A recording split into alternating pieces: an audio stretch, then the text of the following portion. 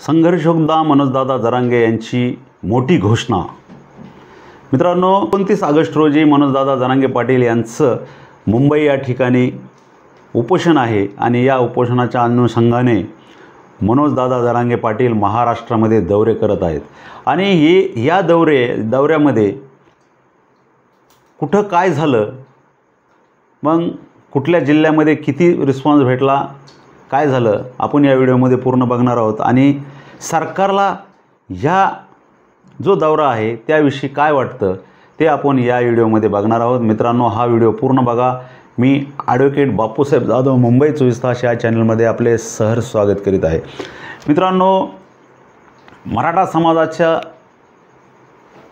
एकीकरणाचं काम जे 350 वर्षापूर्वी छत्रपती शिवाजी महाराज यांनी केलं होतं, तेच काम आणि तोच निर्धार, तीच तळमळ ही मनोजदादा जरांगे पाटील यांना 350 वर्षानंतर जमली आहे। मित्रांनो, मराठा समाज म्हटलं तर एवढा सोपा समाज नाही आहे। आजपर्यंत मराठा समाजाची ओळख म्हणजे एकामेकाचे पाय वाढतात हीच ओळख मराठा समाजाची आहे। एक होत नाहीत, एकामेकाचे पाय ओढतात, कुणाचंही देखवत नाही, जळावरती आहे, असं वेगवेगळे समाजाविषयी बोलण्याचं काम काही जातीवादी लोकांनी केलं। परंतु मित्रांनो, गेल्या 350 वर्षानंतर आपल्याला जर समाजासाठी कोणी भेटला असेल तर ते म्हणजे मनोजदादा जरांगे पाटील आणि यांनी 29 ऑगस्ट ही तारीख मुंबई या ठिकाणी उपोषण करण्याची निवडली आहे आणि ह्याच तारखेसाठी राज्यभर दौरे हे मनोजदादा जरांगे पाटील करत आहेत, त्यांचे मराठा सेवक करत आहेत आणि हे दौरे सुरू असतानाच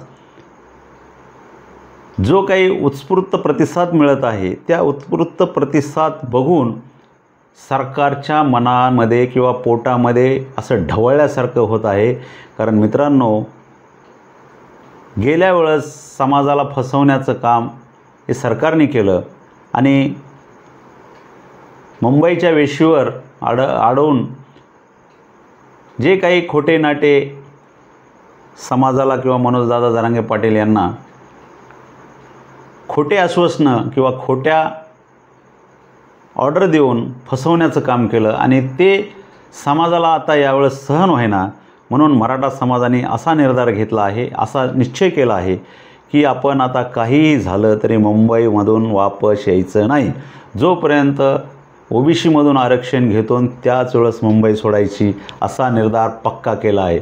मित्रांनो, मुंबईला 29 तारखेला उपोषण आहे, परंतु इथून निघण्याचं काम हे 27 तारखेलाच निघायचं आहे। कारण जो काही मार्ग मुंबईला जाण्याचा ठरवला आहे त्याच मार्गाने जायचं आहे आणि आज गाव तिथं घोंगडी बैठक चालू आहे आणि ह्यांना उत्स्फूर्त प्रतिसाद आहे। मराठा समाजाचे जेवढे काही मराठा मावळे, मराठा सेवक आहेत ते गावागावात फिरत आहेत।